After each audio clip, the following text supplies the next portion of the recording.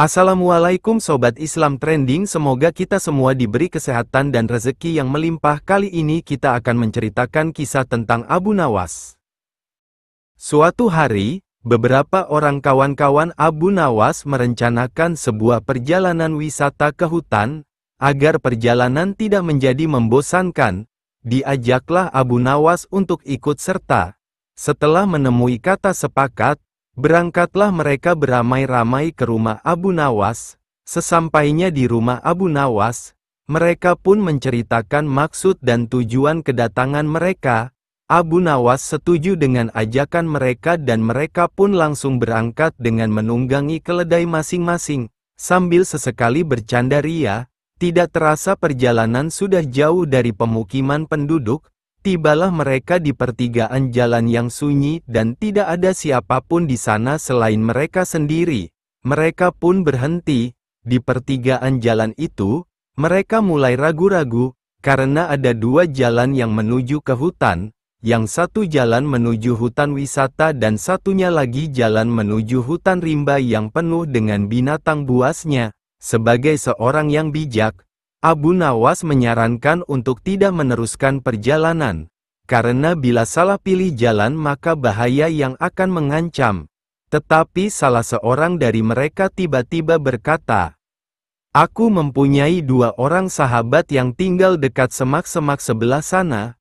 Mereka adalah saudara kembar identik, tidak ada seorang pun yang bisa membedakan keduanya karena rupa mereka begitu mirip.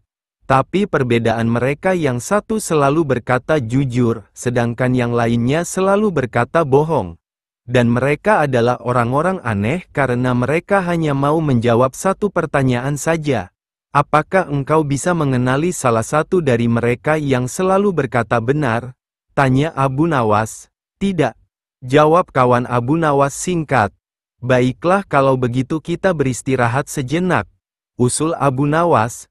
Mereka pun beristirahat sambil menyantap bekal yang sudah disediakan. Seusai makan mereka berangkat menuju ke rumah yang dihuni dua orang kembar bersaudara itu. Setelah pintu dibuka, maka keluarlah salah seorang dari dua orang kembar bersaudara itu. "Maaf, aku sangat sibuk hari ini. Engkau hanya boleh mengajukan satu pertanyaan saja, tidak boleh lebih," katanya. Kemudian Abu Nawas menghampiri orang itu dan berbisik. Orang itu pun juga menjawab dengan cara berbisik pula kepada Abu Nawas. Abu Nawas mengucapkan terima kasih dan segera mohon diri. "Hutan yang kita tuju melewati jalan sebelah kanan," kata Abu Nawas mantap kepada kawan-kawan. "Bagaimana kau bisa memutuskan harus menempuh jalan sebelah kanan? Sedangkan kita tidak tahu apakah orang yang kita tanya itu orang yang selalu berkata benar atau yang selalu berkata bohong?" tanya salah seorang dari mereka. "Karena orang yang kutanya menunjukkan jalan yang sebelah kiri," kata Abu Nawas. Karena masih belum mengerti juga, maka Abu Nawas menjelaskan, "Tadi aku bertanya, apa yang akan dikatakan saudaramu bila aku bertanya jalan yang mana yang menuju hutan yang indah? Bila jalan yang benar itu sebelah kanan dan bila orang itu kebetulan yang selalu berkata benar maka ia akan menjawab, jalan sebelah kiri, karena ia tahu saudara kembarnya akan mengatakan jalan sebelah kiri sebab saudara kembarnya selalu berbohong. Bila orang itu kebetulan yang selalu berkata bohong, maka ia akan menjawab, jalan sebelah kiri, karena ia tahu saudara kembarnya akan mengatakan jalan sebelah kiri sebab saudara kembarnya selalu berkata benar." Mendengar penjelasan Abu Nawas, barulah kawan-kawan mengerti. Mereka pun segera berangkat menuju hutan wisata tujuan mereka. Alkisah, pada suatu saat di sebuah negeri di timur tengah sana, seorang saudagar yang sangat kaya raya tengah mengadakan perjalanan bersama kafilahnya. Di antara debu dan bebatuan, derik kereta diselingi dengus kuda terdengar bergantian. Sesekali terdengar lecutan cambuk sais di udara. Tepat di tengah rombongan itu tampaklah pria berjanggut, berkain panjang dan bersorban ditemani seorang anak usia belasan tahun. Kedua berpakaian indah menawan. Dialah sang saudagar bersama anak semata wayangnya. Mereka duduk pada sebuah kereta yang mewah berhiaskan kayu gofir dan permata yaspis, semerbak harum bau mur tersebar di mana-mana. Sungguh kereta yang mahal, iring-iringan barang, orang dan hewan yang panjang itu berjalan perlahan. Dalam kawalan ketat para pengawal, rombongan itu bergerak terus hingga pada suatu saat mereka berada di sebuah tanah lapang berpasir. Bebatuan tampak diletakkan teratur di beberapa tempat. Pemandangan ini menarik bagi sang anak, sehingga ia merasa perlu untuk bertanya pada ayahnya. "Bapa, mengapa tampak olehku bebatuan dengan teratur tersebar di sekitar daerah ini? Apakah gerangan semua itu?" "Baik pengamatanmu, anakku," jawab ayahnya, "bagi orang biasa itu hanyalah batu. Tetapi bagi mereka yang memiliki hikmat, semua itu akan tampak berbeda." "Apakah yang dilihat oleh kaum cerdik cendekia itu, Bapa?" tanya anaknya kembali. "Mereka akan melihat itu sebagai mutiara hikmat yang tersebar. Memang hikmat berseru-seru di pinggir jalan, mengundang orang untuk singgah, tetapi sedikit dari kita yang menggubris ajakan itu. Apakah Bapa akan menjelaskan perkara itu padaku?" "Tentu buah hatiku," sahut sang saudagar sambil mengelus kepala anaknya. "Dahulu, ketika aku masih belia, hal ini pun menjadi pertanyaan di hatiku, dan kakekmu menerangkan perkara yang sama. Seperti saat ini aku menjelaskan kepadamu. Pandanglah batu-batu itu dengan seksama, di balik batu itu ada sebuah kehidupan. Masing-masing batu yang tampak olehmu sebenarnya sedang menindih sebuah biji pohon ara. Tidakkah benih pohon ara itu akan mati karena tertindih batu sebesar itu, Bapa?" "Tidak anakku. Sepintas lalu memang batu itu tampak sebagai beban yang akan mematikan benih pohon ara. Tetapi justru batu yang besar itulah yang membuat pohon ara itu sanggup bertahan hidup dan berkembang sebesar yang kau lihat di tepi jalan kemarin. Bilakah hal itu terjadi, Bapa? Batu yang besar itu sengaja diletakkan oleh penanamnya menindih benih pohon ara. Mereka melakukan itu sehingga benih itu tersembunyi terhadap hembusan angin dan dari mata segala hewan. Sampai beberapa waktu kemudian benih itu akan berakar, semakin banyak dan semakin kuat. Walau tidak tampak kehidupan di atas permukaannya, tetapi di bawah, akarnya terus menjalar. Setelah dirasa cukup barulah tunasnya akan muncul perlahan. Pohon ara itu akan tumbuh semakin besar dan kuat hingga akhirnya akan sanggup menggulingkan batu yang menindihnya. Demikianlah pohon ara itu hidup. Dan hampir di setiap pohon ara akan kau temui sebuah batu, seolah menjadi peringatan bahwa batu yang pernah menindih benih pohon ara itu tidak akan membinasakannya. Selanjutnya benih itu menjadi pohon besar yang mampu menaungi segala makhluk yang berlindung dari terik matahari yang membakar. "Apakah itu semua tentang kehidupan ini, Bapa?" tanya anaknya. Sang saudagar menatap anaknya lekat-lekat sambil tersenyum, kemudian meneruskan penjelasannya. "Benar anakku, jika suatu saat engkau di dalam masa-masa hidupmu, merasakan terhimpit suatu beban yang sangat berat, ingatlah pelajaran tentang batu dan pohon ara itu. Segala kesulitan yang menindihmu, sebenarnya merupakan sebuah kesempatan bagimu untuk berakar, semakin kuat, bertumbuh dan akhirnya tampil sebagai pemenang.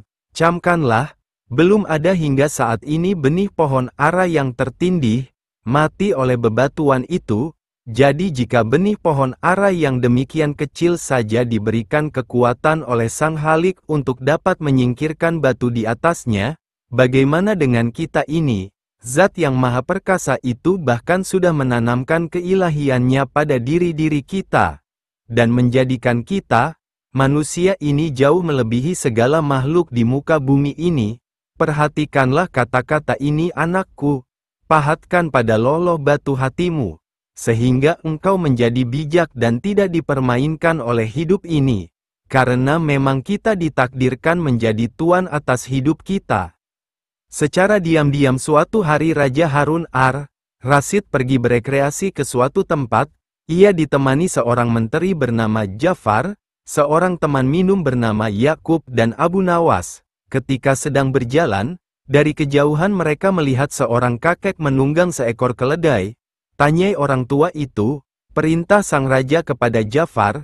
Begitu dekat Ja'far menghampirinya, "Maaf kek, Anda dari mana?" tanya Ja'far. "Dari Basrah," jawab si kakek. "Mau kemana?" tanya Ja'far. "Mau ke Baghdad," jawab kakek. "Ada keperluan apa?" tanya Ja'far. "Mencari obat untuk mataku ini," jawab si kakek kembali sambil memperlihatkan matanya yang sakit kepada Ja'far dan Yakub. Tiba-tiba Baginda berbisik kepada Abu Nawas. "Kamu ajak ia bergurau," bisik sang raja. "Jangan Baginda. Kasihan ia orang tua. Saya takut ia akan marah," jawab Abu Nawas. "Sudahlah, itu nanti urusanku. Pokoknya ajak ia bergurau," desak sang raja. "Baiklah, kalau begitu," kata Abu Nawas. Abu Nawas beranjak segera menghampiri si kakek kemudian memulai percakapan. "Kek, misalkan aku berikan Anda resep untuk obat mata Anda itu, imbalan apa yang akan Anda berikan kepadaku?" tanya Abu Nawas. "Pokoknya aku akan memberikan imbalan yang sesuai untukmu," jawab si kakek. "Dengarkan baik-baik resep yang aku berikan ini," kata Abu Nawas. "Baik, lekas sebutkan," jawab kakek tidak sabar.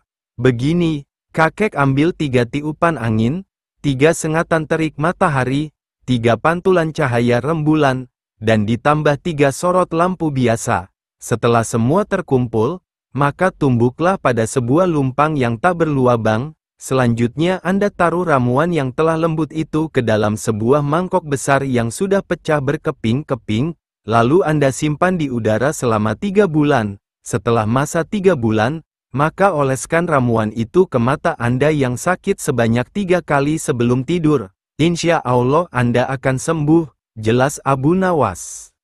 Si kakek pun naik pitam.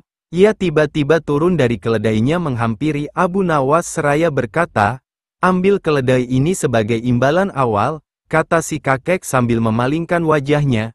Ia kemudian menambahkan, "Dan jangan lupa, jika setelah menggunakan resepmu itu mataku jadi sembuh, aku akan memberimu lagi imbalan berupa seorang budak wanita yang setia melayanimu. Jika kelak ternyata kamu telah mati terlebih dahulu meninggalkan aku, budak wanita itu pasti sudah menjemputmu di neraka sana. Ia akan setia meludahi matamu dan memukuli wajahmu sambil berteriak mengolok-olokmu." Mendengar jawaban si kakek yang cukup telak itu, sang Raja Harun ar-Rasyid seketika tertawa terpingkal-pingkal. "Beri orang tua itu hadiah," kata sang raja sambil menahan tawanya. "Terima kasih, Baginda," jawab si kakek dengan senang hati. Kemudian ia pamit pergi. Sang raja melihat Abu Nawas terbengong-bengong di tempatnya. Karena merasa kasihan sehabis balik dikerjai si kakek gara-gara ulahnya, ia menyuruh Ja'far untuk memberinya hadiah juga. Sudah beberapa kali Abu Nawas membuat Baginda Raja hampir celaka. Akan tetapi ia selalu dapat meloloskan diri dari jeratan hukuman yang mengancamnya. Karena sudah tidak ada cara lain yang tepat untuk menghukum Abu Nawas, Baginda pun menggunakan kekuasaan absolutnya untuk memenjarakan Abu Nawas meski tanpa alasan-alasan yang jelas. Suatu hari cuaca sangat cerah, Abu Nawas dan istrinya pergi berkebun di ladang milik mereka yang tidak jauh dari rumah.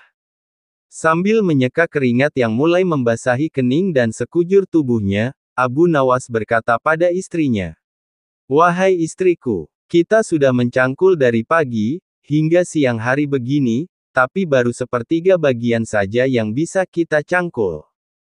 Istrinya hanya tersenyum sambil menjawab, "Iya suamiku, kita harus lebih bekerja keras agar 2 hari lagi kita dapat menanam bibit kentang kita." Abu Nawas dan istrinya tidak tahu kalau pengawal kerajaan sedang mencarinya. Terdengar suara teriakan para pengawal yang berteriak-teriak memanggilnya semakin dekat dengan kebunnya. Alangkah terkejutnya ia ketika ia mendekat, tiba-tiba ia langsung ditangkap oleh para pengawal layaknya seorang penjahat. "Hai apa-apaan ini, lepaskan aku, apa salahku?" kata Abu Nawas sambil berontak berusaha melawan. Para pengawal tidak memperdulikan dan segera mengikat tangan Abu Nawas.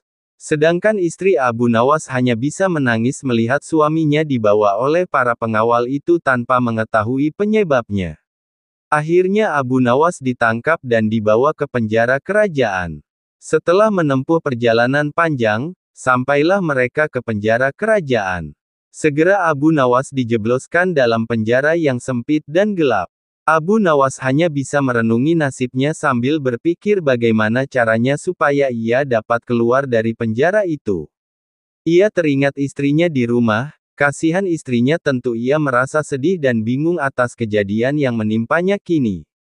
Abu Nawas juga teringat ladangnya yang belum selesai ia tanami kentang, dan membayangkan betapa repotnya sang istri mengurus ladang seorang diri.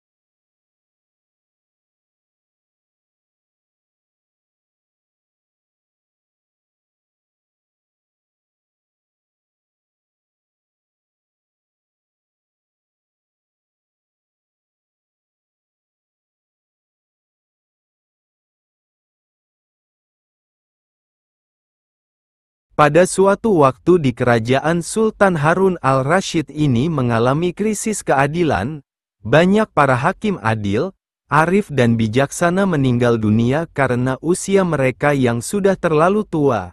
Posisi mereka pun digantikan oleh hakim-hakim baru. Sebagian dari mereka memiliki perangai yang buruk dan menyimpang dalam menjawab kebutuhan masyarakat akan hukum dan keadilan. Tiadanya keadilan dan kebenaran, semakin meluasnya korupsi dan penyalahgunaan hukum seperti telah menjadi hal yang biasa. Dalam kekuasaan tiran, ucapan penguasalah yang menjadi hukum dan kepentingan pribadi di atas segala-galanya. Suatu ketika Abu Nawas mendatangi salah seorang hakim untuk mengurus suatu perjanjian. Akan tetapi sang hakim memberi alasan sibuk dan tidak mempunyai waktu meninjau dan menandatangani perjanjian Abu Nawas itu. Abu Nawas pun kembali pada hari-hari selanjutnya dan tentu saja sang hakim masih memberikan alasan yang sama. Karena sudah beberapa kali gagal mendapatkan pelayanan dari sang hakim, Abu Nawas pun sadar jika sang hakim minta disuap untuk menyelesaikan urusan Abu Nawas. Padahal melayani masyarakat yang membutuhkan pelayanan hukum adalah tugas sang hakim dan ia telah digaji oleh kerajaan sehingga tidak perlu lagi menagih uang keadilan pada masyarakat yang membutuhkan pelayanan hukum. Menyadari hal ini, Abu Nawas lantas merasa prihatin akan keadaan hukum di tempatnya. sebenarnya Abu Nawas bisa saja melaporkan langsung kepada Baginda akan masalah yang edang dialami itu. Akan tetapi Abu Nawas punya cara sendiri untuk menyadarkan sang hakim dari perilaku KKN yang menyimpang itu. Suatu malam Abu Nawas menyiapkan sebuah gentong yang diisi dengan kotoran sapi, kemudian di atasnya Abu Nawas mengoleskan mentega beberapa sentimeter tebalnya. Pada pagi harinya Abu Nawas kembali ke tempat sang hakim. Melihat Abu Nawas membawakan sesuatu, sang hakim yang tadinya sedang sibuk tiba-tiba langsung mempunyai waktu melayani dan menandatangani surat perjanjian Abu Nawas. Tuan Hakim, apakah pantas Tuan mengambil gentong mentega itu sebagai ganti tanda tangan Tuan? Canda Abu Nawas mengelabui. Sang hakim tersenyum sambil mengamati gentong itu. Ah, engkau jangan terlalu dalam memikirkannya, kata si hakim mulai terjebak tipu muslihat Abu Nawas. Hakim tersebut lantas mencolek sedikit mentega dengan ujung jarinya lalu mencicipinya. Wah, enak benar mentega ini, kata sang hakim. Ya, sesuai dengan ucapan Tuan, jangan terlalu dalam mencolek menteganya, canda Abu Nawas lagi. Abu Nawas pun segera meninggalkan tempat sang hakim setelah mendapatkan tanda tangannya. Seusai bertugas, sang hakim pulang dengan hati yang riang gembira. Dibawanya gentong itu lantas dipanggillah istri dan anak-anaknya untuk bersama-sama memakan makanan pemberian Abu Nawas itu. Awalnya mereka sekeluarga sangat menikmati mentega itu. Namun begitu lapisan mentega itu habis, mereka mulai memakan kotoran sapi. Apa-apaan ini? Baunya sangat busuk seperti kotoran hewan, kata hakim. Ia pun langsung teringat akan Abu Nawas. Ia merasa sangat kesal dan rasanya ingin mencincang atau menjebloskan Abu Nawas ke penjara karena penghinaannya. Akan tetapi, setelah merenung dan berpikir panjang ia pun sadar jika itu adalah cara Abu Nawas untuk menyindirnya agar ia tersadar dari perilaku menyimpang yang selama ini ia lakukan dalam menegakkan hukum dan keadilan. Sang hakim pun kemudian merasa sangat bersalah atas sikapnya selama ini. Ia lalu mendatangi rumah Abu Nawas dan meminta maaf dan nasihat atas kehilafannya. Di hadapan Abu Nawas, ia berjanji akan menjadi hakim yang adil. Sudah lama tidak bertemu Abu Nawas. Baginda Raja Harun al-Rashid merasa sangat rindu. Konon, setelah Abu Nawas yang pada saat itu adalah penasehat istana, dengan lancang duduk di atas singgasana Baginda, Abu Nawas diusir dari istana. Sudah 7 bulan sejak kejadian itu Abu Nawas tidak lagi mengunjungi ataupun menghadap padanya. Akibatnya, suasana dalam pendapa istana jadi lengang, sunyi senyap. Mungkin Abu Nawas marah kepadaku, pikir Baginda. Dari itu diutuslah seorang pengawal ke rumah Abu Nawas untuk memintanya menghadap istana. Tolong sampaikan kepada Baginda, aku sedang sakit hendak bersalin. Jawab Abu Nawas kepada pengawal yang diutus. Baginda datang ke rumah Abu Nawas menyampaikan pesan. Aku sedang menunggu dukun beranak untuk mengeluarkan bayiku ini, tambah Abu Nawas lagi sambil mengelus-elus perut buncitnya. Ajaib benar, bata Baginda dalam hati. Setelah mendengar laporan pengawalnya, baru hari ini aku mendengar kabar seorang lelaki bisa hamil dan sekarang hendak bersalin. Dulu mana ada lelaki melahirkan? Sungguh aneh, gumam Baginda dalam hati. Maka timbullah keinginan Baginda untuk menjenguk Abu Nawas. Berangkatlah ia diiringi sejumlah pejabat dan para pengawal ke rumah Abu Nawas. Begitu melihat Baginda datang, Abu Nawas pun berlari-lari menyambut dan menyembah kakinya. Seraya berkata, "Ya Tuanku Syah Alam, berkenan juga rupanya Tuanku datang ke rumah hamba yang hina dina ini," kata Abu Nawas. Baginda Raja dipersilakan duduk di tempat yang paling terhormat. Sementara Abu Nawas duduk bersila di bawahnya. "Ya Tuanku, apakah kehendak Tuanku datang ke rumah hamba ini? Rasanya selama bertahun-tahun bertahta baru kali ini Tuanku datang ke rumah hamba," tanya Abu Nawas. "Aku kemari karena ingin tahu keadaanmu," jawab Baginda. "Engkau dikabarkan sakit hendak melahirkan dan sedang menunggu dukun beranak. Sejak zaman nenek moyangku hingga sekarang, aku belum pernah mendengar ada seorang lelaki mengandung dan melahirkan. Itu sebabnya aku datang kemari, tambah Baginda. Abu Nawas tidak menjawab. Ia hanya tersenyum. Coba jelaskan perkataanmu. Siapa lelaki yang hamil dan siapa dukun beranaknya? Tanya Baginda lagi. Maka dengan senang hati diceritakanlah oleh Abu Nawas. Konon, beberapa bulan yang lalu ada seorang raja mengusir seorang pembesar dari istananya. Tetapi setelah 7 bulan berlalu, tanpa alasan yang jelas, sang raja memanggil kembali pembesar tersebut ke istana. Ini ibarat hubungan laki-laki dan perempuan yang kemudian hamil tanpa menikah. Tentu saja itu melanggar adat dan agama, menggegerkan seluruh negeri. Lagi pula apabila seorang mengeluarkan titah, tidak boleh mencabut perintahnya lagi. Jika itu dilakukan, ibarat menjilat air ludah sendiri, itulah tanda-tanda pengecut. Oleh karena itu harus berpikir masak-masak dahulu sebelum bertindak. Itulah tamsil seorang lelaki yang hendak bersalin. Adapun dukun beranak yang ditunggu, itu adalah kehadiran sang Baginda kemari. Dengan kedatangan Baginda kemari, berarti hamba sudah bersalin dan melahirkan, artinya adalah hilangnya rasa sakit atau takut hamba kepada Baginda. Baginda pun menanggapinya. Bukan begitu, ketika aku melarang kamu datang lagi ke istana, itu tidak sungguh-sungguh, melainkan hanya bergurau.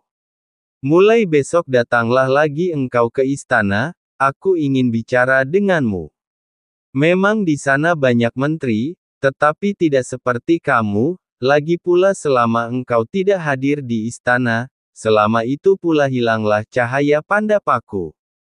Segala titah Baginda, hamba junjung tinggi tuanku. Sembah Abu Nawas dengan takzim. Tetapi Baginda cuma geleng-geleng kepala. Dan tidak seberapa lama kemudian Baginda pun kembali ke istana dengan perasaan heran bercampur geli. Konon katanya menurut cerita, di negeri Baghdad seekor unta yang bisa bicara layaknya manusia. Unta tersebut tidak lain adalah milik Abu Nawas. Unta tersebut juga merupakan salah satu kesayangan Abu Nawas. Pada suatu hari, Abu Nawas mengajak untanya untuk pergi mengembara. Setelah berpamitan kepada istrinya, berangkatkah ia dengan si unta lengkap dengan perbekalannya? Mulailah ia menyusuri gurun pasir yang gersang dan panas pada siang hari dan sangat dingin pada malam hari. Perjalanan yang cukup jauh membuat Abu Nawas dan untanya merasa kelelahan. Ia dan untanya mencari tempat untuk berteduh sejenak melepas rasa capek. Mereka mendapatkan setumpuk pohon kaktus. Di bawah pohon kaktus itu, Abu Nawas berdialog dengan untanya. Unta itu bertanya kepada Abu Nawas, "Tuan, jauhkah masih perjalanan kita?" Tanya unta, "Jauh.